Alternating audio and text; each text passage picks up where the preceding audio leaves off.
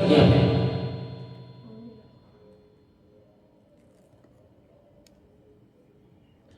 ज्यादा बोलना अच्छा नहीं है, आप सब लोग खुद समझदार हैं। इसलिए संयुक्त परिवार सबसे उत्तम होता है। लेकिन क्या है, संयुक्त परिवार के लिए कपड़े धोना है, खाना बनाना है, कौन करेगा? अब तो इतनी सुविधाएं हो गई, घर में वॉशिंग मशीन होती है, कपड़े डाल दो वॉशिंग मशीन में, धुलती रहेगी पूरा दिन चलाओ। दाल चावल चला दो प्रेशर कुकर में, उधर दूसरा काम करते रहो। क्या करना है? फिर रोटी बनाना है, और उस रोटी बनाने के लिए भी सुबह शाम का अलग होती है।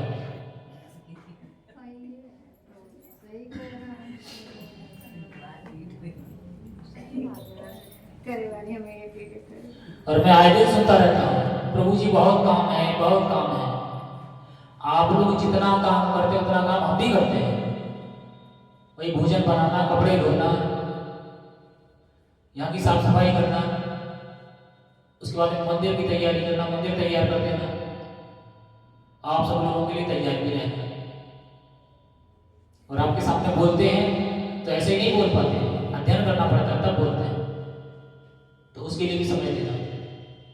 उसके बाद में मंदिर में दान कहाँ से आएगा, इवेंट करना है, उसकी तैयारी। कोई त्योहार हर महीने कोई ना कोई त्योहार रहता है। 2 एकादशी तो हर बार आता है। अब तो संडे भी रहता है और एकादशी रहता है। तो 6 इवेंट में छोटा मोटा यही हो गया। और आप सब लोगों को सुनते हुए हमें खुद आश्चर्य होता है। प्रभु जी समय ही ना है। एक माला के लिए रिक्वेस्ट करते हैं कि आप कम से कम मिनिमम 1 माला करिए। महीनों समझाते हैं कि आपको 1 माला करना चाहिए।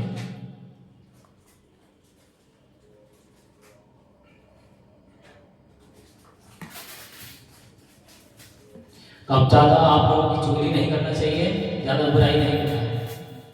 टॉपिक आ जाता है तो बोलना पड़ता है।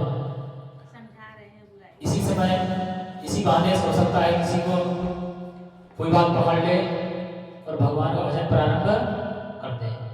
हम तो केवल अवसर चाहते हैं कि किसी न किसी तरीके से आप भगवान का नाम स्मरण करना प्रारंभ कर दे। बाद बाकी सारे काम तो आप कर ही रहे हैं। जितना देर हम 1 माला करते हैं उतना देर ऐसा मोबाइल निकाला और मैसेज बोलने में निकल जाता है।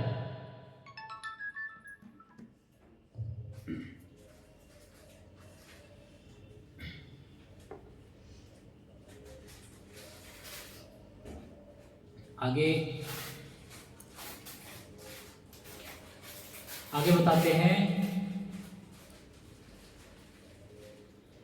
अगर कोई संन्यास और वानप्रस्थ आश्रम की जो कठिनाइयां सह लेता है तो उसके आत्म साक्षात्कार एवं पथ निष्कंटक हो जाता है।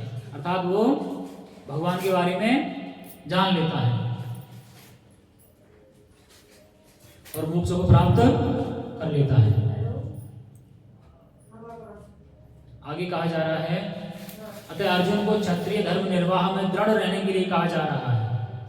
भले ही स्वजनों या अन्य प्रिय व्यक्तियों के साथ युद्ध करना कितना ही दुष्कर क्यों न हो।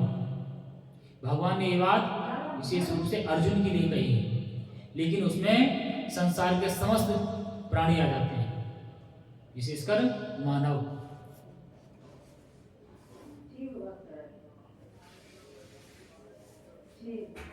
आगे जहाँ संन्यास की बात आती है तो हमारी परंपरा में भगवान चैतन्य महाप्रभु जो हैं उन्होंने 24 वर्ष की आयु में संन्यास ग्रहण किया था।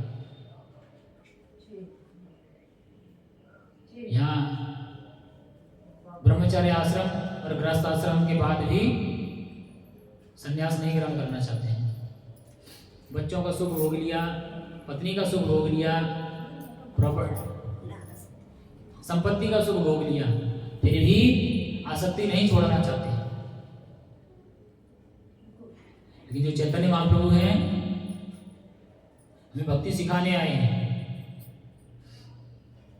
24 वर्ष की अवस्था में ही संन्यास ग्रहण कर लेते हैं, लेकिन उनके ऊपर क्या जिम्मेदारी रहती है? पत्नी और माँ। पिता के उनके स्वर्गवास हो जाता है तो पिता नहीं है, लेकिन उनकी पत्नी, जो जिस व्यक्ति की आयु 24 वर्ष है तो उसकी पत्नी की उम्र क्या होगी? तो दोनों की युवावस्था है। क्या कहते हैं, जवानी में कौन भजन करेगा, बुढ़ापे में भजन करेगा।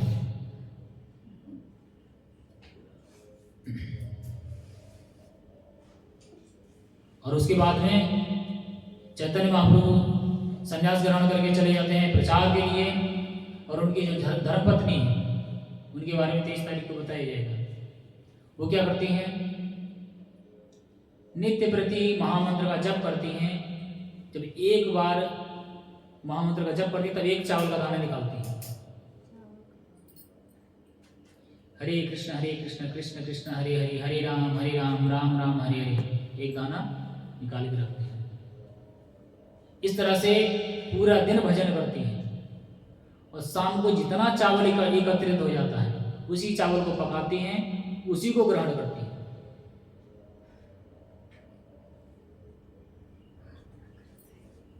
यहाँ जब तक पिज्जा बर्गर ना हो, समोसा कचौरी पानी पूरी ना हो, देना ही नहीं बनेगा।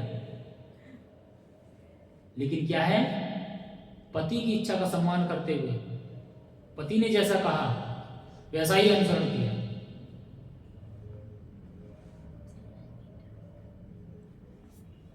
और ऐसे ही उन्होंने अपना जीवन व्यतीत किया जब तक इस धराधाम पर रही। थोड़ा सा आपको इंट्रोडक्शन दे देता हूं। चैतन्य महाप्रभु को 2 विवाह हुए थे। एक जो थी माता लक्ष्मी का स्वरूप थी, दूसरा जो है माता सत्यभामा थी।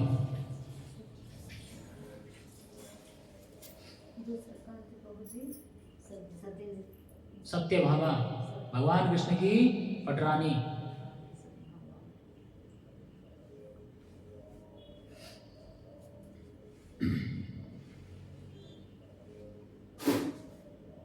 तो चैतन्य महाप्रभु ने उस अवस्था में अपनी वृद्ध माता की भी जिम्मेदारी संभाली, पत्नी की भी जिम्मेदारी संभाली, और जो है जो उनका मुख्य कर्तव्य था उसको भी पूरा किया।